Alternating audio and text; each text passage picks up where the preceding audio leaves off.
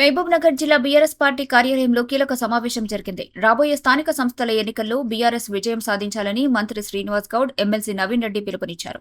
ఈ సందర్భంగా వారు మాట్లాడుతూ, పాలమూరు జిల్లాలో బీఆర్ఎస్ పూర్వ వైభవం తిరిగి తీసుకురావాలంటే ఎంపీటీసీలు, జెడ్పీటీసీలు అధికంగా గెలవాలన్నారు. కాంగ్రెస్ ప్రభుత్వం ఇచ్చిన హామీలు నెరవేర్చడంలో పూర్తిగా విఫలమైందని విమర్శించారు. తులం బంగారం, స్కూటీలు, పెన్షన్లు, రైతు భరోసా వంటి హామీలను అమలు చేయలేకపోయారని అన్నారు. 18 నెలలు గడిచినా కాంగ్రెస్ ప్రభుత్వం కొత్త పనులు ప్రారంభించలేదని, బీఆర్ఎస్ హయాంలో మంజూరైన పనులే ఇప్పటికీ జరుగుతున్నాయన్నారు. గ్రామాల్లో కాంగ్రెస్ నేతలు ఓట్లు అడగలేని పరిస్థితి ఉందని వ్యాఖ్యానించారు. ఈ కార్యక్రమంలో పలువురు మాజీ జెడ్పీటీసీలు, ఎంపీపీలు, సర్పంచ్లు, పార్టీ నాయకులు, కార్యకర్తలు పాల్గొన్నారు.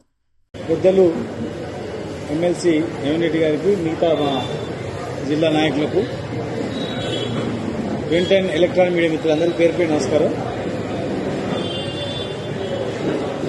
ఒకటి ముఖ్యమంత్రి గారికి మీ ద్వారా తెలియజేస్తుంది. జిల్లా వ్యక్తిగా ముఖ్యమంత్రి అయినందుకు మాకు అంత సంతోషం. కానీ ఇప్పుడు మా జిల్లాకి ఏదైనా ప్రత్యేకంగా అన్ని చేస్తేనే.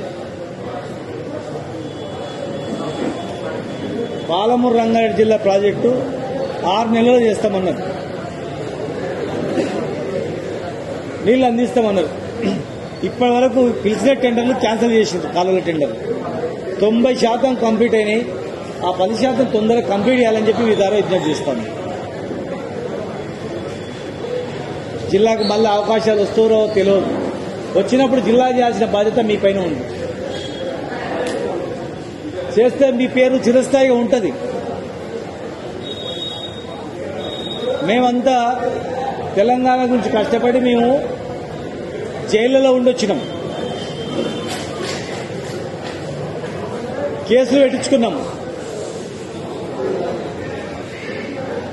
జైళ్లలో ఉండొచ్చినాం, కేసులు పెట్టించుకున్నాం, కన్న కష్టాలు పడ్డాం, తెలంగాణ తెచ్చుకున్నాం. తెచ్చుకున్న తెలంగాణ ఆగమవుతుందంటే మేము ఊరుకోలేము. తెచ్చుకున్న తెలంగాణలో నిర్లక్ష్యం వహిస్తుంటే మేము సహించం. ఏ అభివృద్ధి చేయకుండా నువ్వు మాట్లాడుతుంటే మేము పడము. అభివృద్ధి చేయి, జిల్లాకు ప్రత్యేకత చేయి. 2 నెలల్లో ఏం ప్రత్యేకత చేసింది చెప్పండి. 10% పనులను పెండింగ్లో పెట్టిండ్రు. 2 నెలలు అయింది.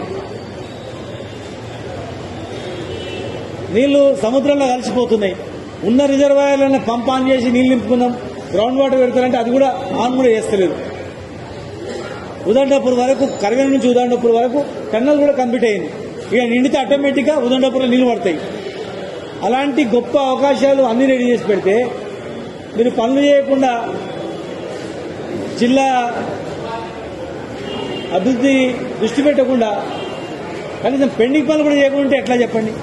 కొత్తగా చేయకపోతుంది, ఉన్నది చేయకపోతుంది. దయచేసి జిల్లా ఎమ్మెల్యేలు కూడా, జిల్లా మంత్రులు కూడా ఐక్యమత్యంతో తొందరగా 5-6 నెలలు అన్నారు, 2 నెలలు అయిపోయింది. నెక్స్ట్ 6 నెలల లోపల పాలమూరు రంగారెడ్డి జిల్లా ప్రాజెక్టు కాలువలు కంప్లీట్ అయ్యి ప్రతి చెరువు నిండేటట్లు మీరు చేయాలని చెప్పి నేను విజ్ఞప్తి చేస్తున్నా. మమ్మల్ని రావాలంటే కూడా మీరు కూడా రాండి అంటే మీతో పాటు మేము కూడా ముఖ్యమంత్రి గారి దగ్గరికి రావడానికి కూడా మా బేసేజాలు ఏం లేవు. మా లక్ష్యం జిల్లా అభివృద్ధి. మేము హైదరాబాద్లో ఉండి కొట్లాడి జైళ్లలో పడి మళ్ళీ ఇక్కడొచ్చి ఇక్కడ ఎందుకు అనలాడుతున్నామంటే ఈ గోత చూసినాం కనుక, ఈ గోత మళ్ళీ తరతరాలు ఉండొద్దు కనుక, పాలమూరు గోత చూసిన కనుక, పాలమూరు బిడ్డలుగా తెలంగాణ ఉద్యమాన్ని నడిపినాం కనుక, రాష్ట్ర సాధనలో మా భాగం ఉంది కనుక ఇవాళ మా బాధ్యత.